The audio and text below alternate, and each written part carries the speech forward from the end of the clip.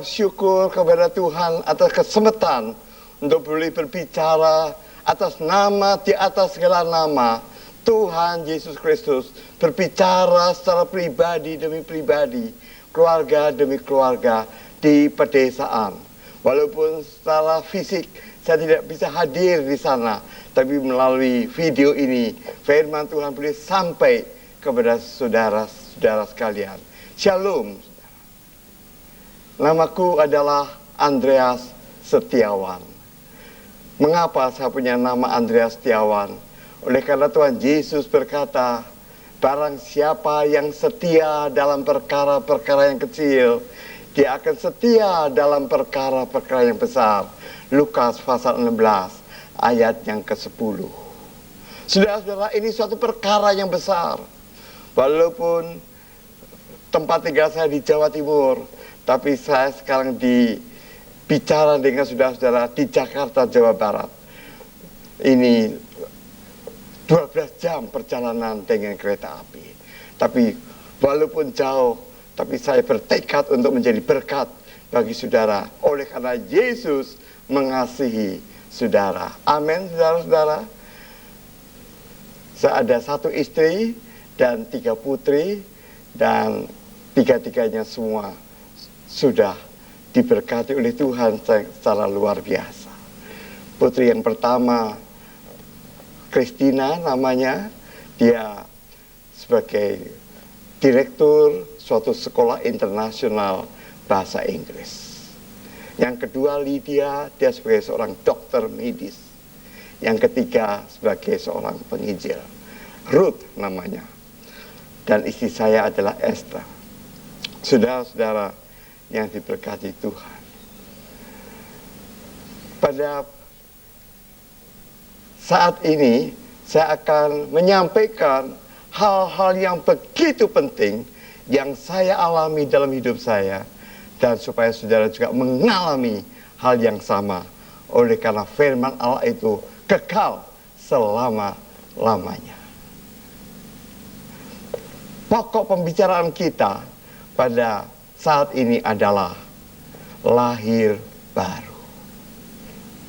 Lahir dari atas. Lahir yang kedua kalinya. Itu yang dipercakapkan oleh Tuhan Yesus kepada Nikodemus, seorang Farisi. Saya akan membaca pokok pembicaraan pada saat ini diambil dari Yohanes pasal 3 ayat 1 sampai dengan 7.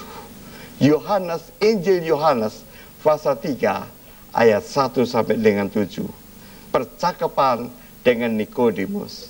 Adalah seorang Farisi yang bernama Nikodemus, seorang pemimpin agama Yahudi.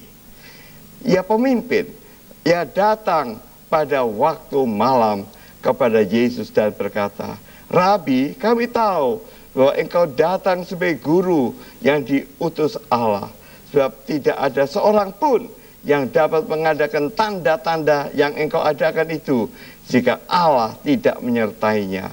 Yesus menjawab katanya, aku berkata kepadamu, sesungguhnya jika seorang tidak dilahirkan kembali, ia tidak dapat melihat kerajaan Allah. Kata Nikodemus kepadanya, bagaimanakah mungkin seorang dilahirkan kalau ia sudah tua? Dapatkah ia masuk kembali ke dalam rahim ibunya dan dilahirkan lagi? Jawab Yesus, aku berkata kepadamu, sesungguhnya jika seorang tidak dilahirkan dari air dan roh, ia tidak dapat masuk ke dalam kerajaan Allah. Apa yang dilahirkan dari daging adalah daging, dan apa yang dilahirkan dari roh adalah roh. Janganlah engkau heran, karena aku berkata kepadamu, kamu harus dilahirkan kembali. Kamu harus dilahirkan kembali. Mari sebelum kita melanjutkan acara kita dalam membahas firman Allah tentang lahir baru, kita berdoa. Bapa yang di surga, yang kami kenal dalam satu nama yang luar biasa dahsyatnya, nama di atas segala nama, Raja di atas segala raja, Segala kuasa di langit dan bumi sudah diserahkan kepadanya Yesus Kristus. Dan segala kuasa-kuasa lain sudah ditaklukkan di bawah kaki salibnya.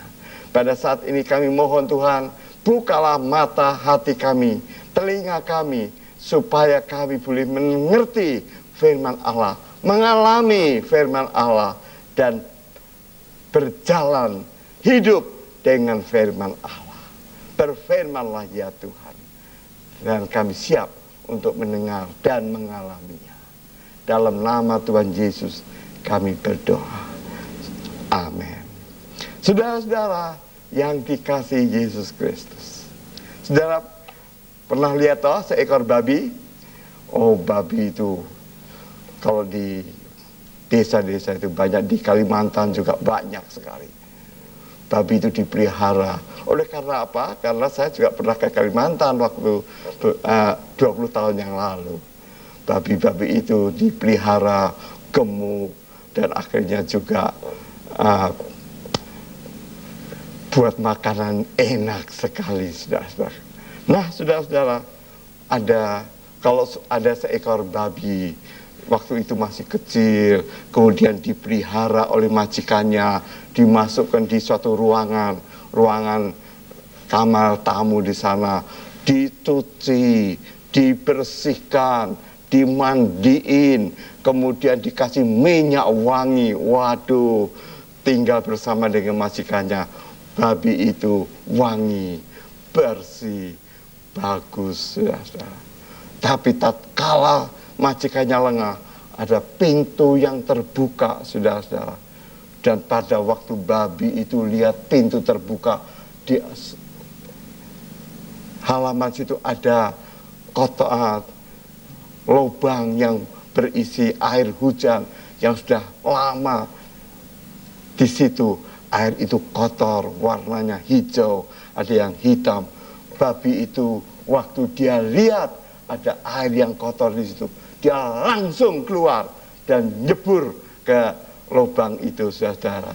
Dan akhirnya bau yang wangi, minyak wangi, badannya sudah dimandiin, akhirnya kotor lagi jadi bau. Mengapa? Oleh karena dia babi, saudara. Dia babi tidak bisa diubah, karena memang karakter babi itu tidak bisa diubah. Karakternya adalah babi. Saudara-saudara, suka yang kotor. Tuhan katakan, kalau kamu mau melihat kerajaan Allah, kamu harus dilahirkan yang kedua kalinya. Dilahirkan dari Allah, dari atas. Kita semua mengalami kelahiran yang pertama, saudara-saudara. Melalui bapak ibu kita, lalu ibu kita melahirkan kita. Saudara-saudara, itu kelahiran yang pertama. Tapi itu setelah besar, setelah mulai remaja, orang sudah mulai nakal, bisa ngerti yang jelek, mengerti yang hal-hal yang tidak disukai oleh Tuhan hidupnya, suka gelap-gelapan dan sebagainya. Orang yang semacam begini, kalau belum dilahirkan kembali yang kedua kalinya, dia tidak bisa masuk ke dalam kerajaan Allah. Apalagi, saudara-saudara, itu syarat kerajaan Allah itu. Nah, saudara-saudara, Tuhan Yesus katakan, kamu harus dilahirkan kembali. Kamu harus mengalami pembaruan yang kedua kalinya. Dan pembaruan itu terus menerus sampai akhirnya kita dipanggil Tuhan. Itu baru selesai, saudara-saudara. Maka pembaruan itu Tuhan adakan melalui, kalau bahasa sekarang itu transformasi. Bahasa sekarang itu pembaruan dari dalam. Kamu harus dilahirkan kembali dan terus mengalami pembaruan dari Tuhan. Nah, saudara-saudara yang dikasihi Tuhan Yesus, apa artinya dilahirkan kembali? Menurut Alkitab, orang yang dilahirkan baru mengalami pembaharuan yang luar biasa di dalam hidupnya. Pembaruan yang dahsyat di dalam hidupnya ini. Kalau dulu hidupnya dikuasai oleh hawa nafsunya sendiri, hawa nafsu kedagingannya sendiri. Sekarang orang yang mengalami kelahiran baru, dia dikuasai oleh hati yang disucikan oleh darah Yesus.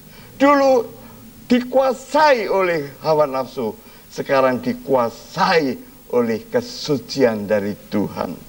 Dahulu sebelum dilahirkan kembali, hidupnya suka yang gelap-gelap, saudara-saudara. Suka yang ngumpet-ngumpet sendiri. Suka bukan tempat yang terang, nanti ketahuan orang. Kalau mau mencuri, ngumpet dulu dan sebagainya, saudara-saudara. Itu sifat yang dulu, sifat kedagingan, sifat hawa nafsu. Tapi orang yang dilahirkan baru, sifatnya lain sama sekali. Dia hidupnya di dalam terang yang daripada Tuhan.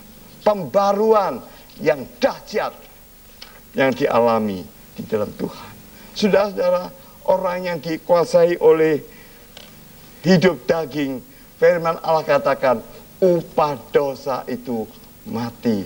Tetapi hidup, orang yang hidup di dalam anugerah Allah, itu adalah hidup yang kekal dalam Kristus Yesus. Orang yang belum mengalami lahir baru, dia hidup di dalam mengalami akibat dosa itu adalah, upah dosa itu kematian. Tapi seorang yang mengalami lahir baru, dia akan mengalami kuasa kebangkitan dari Tuhan, mengalami hidup yang baru. Dan orang yang mengalami hidup yang baru, dia menjadi warga negara kerajaan Allah sendiri. Kita semua menjadi warga negara Indonesia. Tetapi kalau kita mengalami kehidupan yang baru, lahir baru dari roh Tuhan, kita menjadi warga negara kerajaan Allah. Dan kalau dulu sebelum kita mengalami lahir baru, kita adalah orang asing bagi warga negara kerajaan surga. Orang yang mengalami kelahiran baru, keinginannya diubah sama sekali.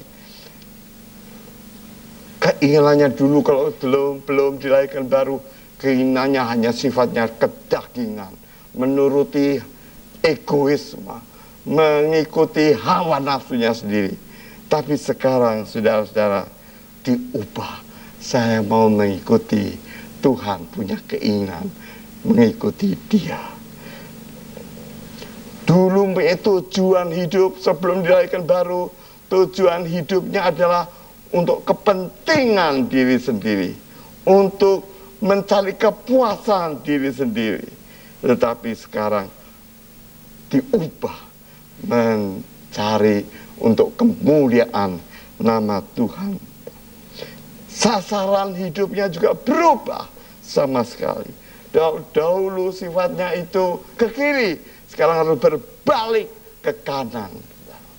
Itulah yang disebut pembaruan, pertobatan 180 derajat. Nah, saudara-saudara, seorang yang belum dilahirkan baru, sifatnya tamak. Tahu ya tamak ya? Yang dipikirkan cari duit saja, uang saja. Tidak peduli orang lain diganggu, dicuri uangnya, dicopet. Itu kalau di kota-kota itu banyak gitu, dicopet, nodong dan sebagainya. Keinginannya untuk memuaskan diri dengan ketamaan, rakus akan uang. Tapi orang yang sudah mengalami lahir baru, hidupnya dikuasai oleh murah hati, ingin menolong orang lain. Bagaimana bisa menolong orang ini supaya hidupnya tidak melarat, hidupnya tidak kekurangan dan sebagainya.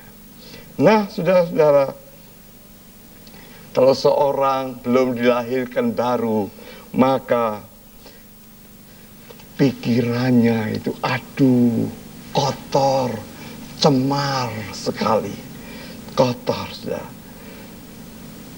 Sekarang pikirannya bersih.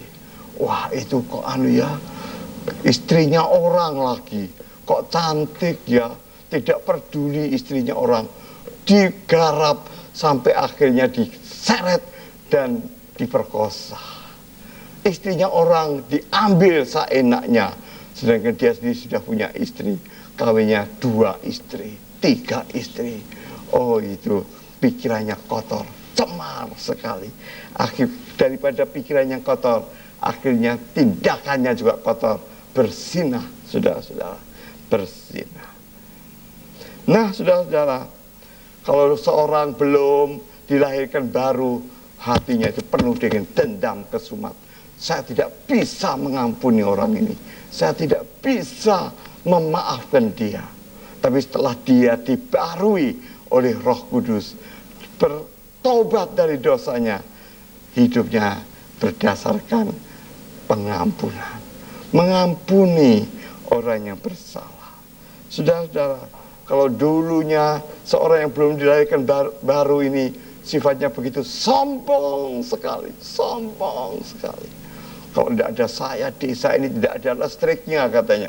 Kalau tidak ada saya, jalan ini tidak ada di aspal dan sebagainya. Sombong sekali. Tapi sekarang hidupnya rendah hati, rendah hati. Sebelum bertobat, sebelum dilahirkan baru, sukanya itu saben malam judi terus. Habiskan uang untuk mencari untung, orang lain kalah biar saya menang. Tapi setelah hidup baru, hidupnya tidak berjudi lagi. Nah, sudah dulu suka mabuk-mabuk, minumnya tua saja, saudara-saudara. Tapi sekarang sudah tidak mabuk lagi. Nah, saudara-saudara, itu pembaruan yang tidak mungkin dikerjakan oleh manusia sendiri. Kalau dikerjakan manusia paling-paling sebulan sudah kumat lagi, saudara-saudara.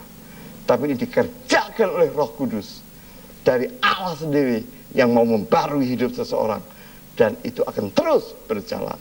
Nah, saudara-saudara, Pak Andreas kok bisa ngomong begitu ya? Soalnya Pak Andreas mengalami itu sendiri, saudara-saudara. Mengalami. Ya, Pak Andreas ini ya waktu masih kecil, saya dari keluarga Kristen, saudara-saudara. Ayah saya seorang pendeta, saudara-saudara. Ayah saya sebelumnya dia adalah seorang yang belum Kristen. Dia dulu suka menyembah ayah saya ini di Jawa Tengah. Dia suka menyembah berhala. Tokonya besar, orang banyak duit. Kalau malam judi, saudara-saudara. Ada orang-orang kasih tahu, percayalah sama Yesus, bertobatlah sama Yesus. Ya, masuk sini, keluar sini. Tapi suatu hari dia sakit. Pada waktu dia sakit, salah minum obat, sudah. Sebab dia punya toko waktu itu jual obat, tapi dia tidak baca resepnya obat itu. Dia minum obat, salah nih. Akhirnya obat itu jadi racun, dan perutnya begitu besar, sampai tidak bisa duduk, hanya tidur di bawah. Lalu ada seorang teman bilang, mati kamu. Salah obat, mati kamu. Masa mati, dia bilang. Dalam hatinya bilang, masa mati? Saya masih muda. Anak saya masih kecil-kecil, kalau mati bagaimana? Lalu waktu itu dia ingat nama Yesus, saudara. Dulu dia sudah dengar nama Yesus, tapi masuk sini, keluar sini. Sekarang dia ingat nama Yesus. Di sini, masuk sini, terus masuk ke dalam. Dan dia walaupun belum jadi orang Kristen, saudara-saudara, dia bisa berdoa. Dia berdoa begini, Tuhan Yesus, kalau engkau memang sungguh ada, dan kalau engkau sungguh berkuasa, sembuhkan sakit saya. Dan sesudah itu, saya mau jadi Kristen. Itu janjinya. Aduh, saudara-saudara, tepat sekali. Tuhan itu dengar. Tuhan pilih ayah saya ini. Sesudah dia berdoa, aduh, perutnya itu mulus sekali. Mulus, aduh, mulus sekali. Aduh, mulut sakit, tolong gitu. Tolong bawa saya ke belakang gitu. Dan dia masuk ke kakus, saudara-saudara, WC ya. Di belakang itu 1 jam, keluarkan kotorannya itu 1 jam. Waduh, kotoran itu keluar semua, racun semua keluar. Warnanya hitam itu keluar semua. Kempes. Akhirnya dia sembuh. Dan puji Tuhan, dia dipakai Tuhan luar biasa. Banyak orang didoakan, sembuh. Dan akhirnya dia menjadi pendeta, saudara-saudara. Dulu penyembah berhala, tokonya besar, tukang judi, bertobat, akhirnya menjadi hamba Tuhan. Dan Tuhan pakai. Walaupun dia sudah menjadi pendeta, saudara-saudara, itu tidak otomatis anaknya menjadi Kristen. Dan kemudian sudah dia ditabiskan jadi pendeta. Saya dikandung oleh ibu saya. Tidak otomatis kalau ayah saya Kristen, ibu saya Kristen, saya Kristen, tidak. Mengapa saya tahu? Waktu itu saya masih sekolah SD di kota sendiri, kemudian masuk SMP di kota besar Semarang, saudara-saudara, Jawa Tengah.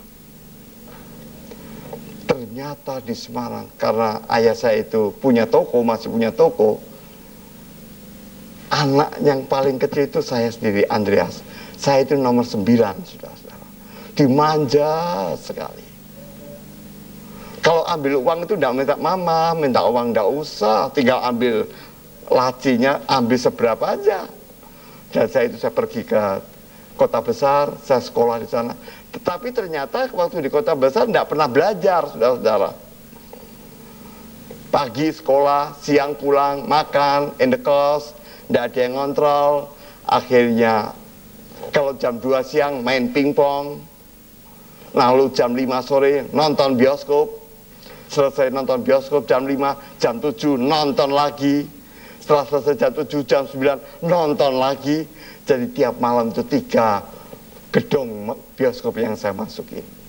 Nah, saudara-saudara yang diberkati, kalau hari Minggu setelah keluar dari gereja jam 8 sampai jam 9, jam 10 nonton lagi, saudara-saudara. Jadi kalau hari Minggu itu nontonnya 4 kali. Karena apa? Karena uangnya banyak waktu itu ya. Saya tidak menyadari bahwa saya itu belum dilahirkan kembali. Walaupun saya dilahirkan dari keluarga Kristen. Saya tidak menyadari bahwa orang tua saya itu mencari uang, tokonya dari pagi sampai sore. Saya tidak menyadari itu harus kerja keras. Saya tinggal buang dengan gampang. Sudah tahu akibatnya. Karena saya tidak pernah belajar, raport saya itu merah semua. Tapi puji Tuhan, di tengah-tengah kehidupan bergelimpangan dengan dosa itu karena kekosongan, mementingkan diri sendiri. Ada satu kebaktian di gereja, saya hadir waktu itu. Ada KKR. Dan hamba Tuhan itu diurapi oleh Tuhan secara luar biasa. Dan akhirnya hamba Tuhan ini mengatakan, siapa yang mau menerima Yesus Kristus sebagai Tuhan dan Juru Selamatnya, maju ke depan. Saya di belakang sudah waktu itu. Ratusan pemuda-pemudi, termasuk saya di sana. Seperti ada satu kuasa yang mendorong saya, ayo maju ke depan. Dan saya minta ampun sama Tuhan. Nah, saudara-saudara, saat itu merupakan saat yang penting buat saya. Mengambil keputusan untuk menerima Yesus Kristus sebagai Tuhan dan Juru Selamat saya. Itu terjadi umur 16 tahun, saudara. Saya memuji Tuhan karena Tuhan tangkap saya masih muda. Jadi sampai sekarang itu saya belum pernah kena pengaruh perjudian, pengaruh WTS, perempuan pelacur, tidak pernah, saudara-saudara. Tapi kekosongan itu ada. Tapi pada waktu saya terima Yesus, saya undang Yesus, ampuni saya. Saya orang berdosa, membuang uang dengan menggunakan uang ini dengan enak nonton bioskop, 1 film, 2 film, 3 film, kalau minggu 4 film, dan itu bintang film itu menjadi Tuhan saya, bukan Yesus Kristus. Sekarang saya buang itu semua dan Tuhan Yesus masuk di sini. Terjadi perubahan. Sampai akhirnya saya menyelesaikan studi saya di SMP, kemudian saya sekolah pendeta. Nah, di sekolah pendeta itu mulai dipimpin, dididik, bisa mengikuti. Sampai jadi pendeta sekarang ini, saya menjadi pendeta sudah 40 tahun, saudara-saudara. Mulai umur 23, sekarang sudah 64 umur saya. 40 tahun lebih menjadi pendeta. Saya ketemu sama mantan kepala SMP saya, saudara-saudara. Bapak, saya punya rapot ini dulu kok banyak merah ya. Apa saya ini bodoh? Kok merah semua? Mantan kepala SMP saya waktu itu katakan, sebenarnya kamu tidak bodoh, salah asuh, katanya begitu. Jadi begitulah. Ternyata kamu jadi pendeta saya kok baik sekali, katanya. Pandai juga kamu ini, katanya. Oh begitu ya, jadi dulu salah asuh. Oh puji Tuhan. Dan saya saksikan di hadapan Tuhan dan di hadapan saudara, Tuhan Yesus tidak pernah mengecewakan saya. Dia tidak pernah mengecewakan saya. Walaupun saya kadang-kadang mengecewakan dia. Amin, saudara. Nah, saudara-saudara, saya mengalami itu kelahiran baru. Dan hidup selanjutnya, Tuhan Yesus, Engkau menjadi bos saya. Ayah saya mengalami kelahiran baru. Karena mau mati, saya mengalami kelahiran baru tatkala saya remaja. Nah, saudara-saudara yang diberkati Tuhan, pertanyaan yang begitu penting pada saat ini adalah, sudahkah saudara dilahirkan baru? Sudahkah saudara dilahirkan baru? Sudahkah saudara menerima Tuhan Yesus sebagai juru selamat pribadi saudara? Sudahkah saudara menerima Yesus sebagai satu-satunya Tuhan dan juru selamat saudara? Menjadi bos saudara, menjadi direktur saudara. Bukan aku lagi, bukan setan lagi, dia itu. Nah, saudara-saudara, saya ajak saudara-saudara pada saat ini memberi kesempatan kepada saudara-saudara dengan iman, dengan hati yang terbuka, mengundang Tuhan, dan kita mau berdoa bersama-sama dalam doa penyerahan diri kepada Tuhan. Saya undang saudara-saudara untuk menaruh tangan kanan saudara di dada sebelah kiri, dan tangan kanan diangkat begini, dan saudara berdoa, dan saya akan berdoa untuk saudara dengan iman kepada Tuhan Yesus.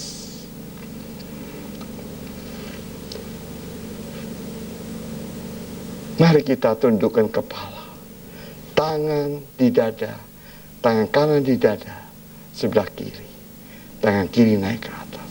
Doanya langsung kepada Tuhan Yesus. Tuhan Yesus, aku orang yang berdosa. Aku tidak sadar bahwa aku di dalam lembah-lembah dosa. Aku seringkali mengikuti keinginanku sendiri.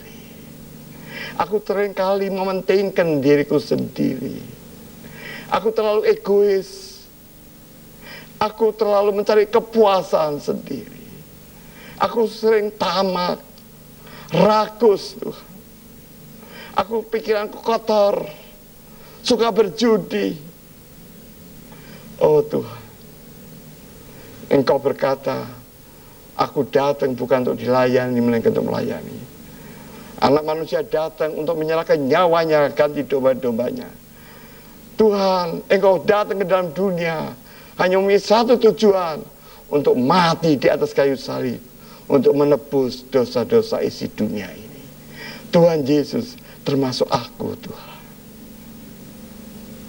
ampunilah dosa-dosaku.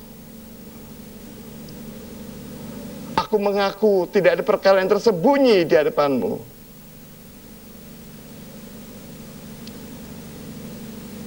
Dan biarlah darah Yesus menyucikan aku dari segala dosaku. Dan pada saat ini, saya undang Tuhan Yesus masuk dalam hatiku. Tuhan Yesus menjadi bos saya. Tuhan Yesus menjadi Tuhan saya satu-satunya. Tuhan Yesus menjadi juru selamat saya. Dan saat ini saya menyerahkan diri saya hanya kepada Tuhan Yesus. Terima kasih Tuhan. Terima kasih banyak. Saya yakin Tuhan mau terima hidup saya. Mulai saat ini saya boleh mengalami kelahiran baru. Saat ini saya boleh mengalami pengampunan dosa. Saat ini saya boleh mengalami Tuhan Yesus di dalam hidup saya. Terima kasih Tuhan. Engkau mau mengampuni saya. Dan saya terima itu semua dengan iman kepadamu. Haleluya Tuhan. Haleluya. Terima kasih Tuhan. Terima kasih. Dalam nama Yesus, aku berdoa dan mengucap syukur. Terima kasih. Tuhan memberkati saudara. Kalau Dia memberkati hidup saya, maka Dia yang sama juga memberkati saudara. Puji nama Tuhan. Puji nama Tuhan. Saat ini, kalau saudara menerima Dia, maka saudara akan menjadi orang yang baru. Yang lama sudah berlalu, yang baru sudah terbit. Demikian firman Tuhan di dalam 2 Korintus pasal 5 ayat 17. Jikalau barang seorang hidup dalam Kristus, ialah kejadian yang baru. Maka yang lama berlalu, yang baru terbit. Haleluya, haleluya. Tuhan memberkati saudara dan keluarga saudara.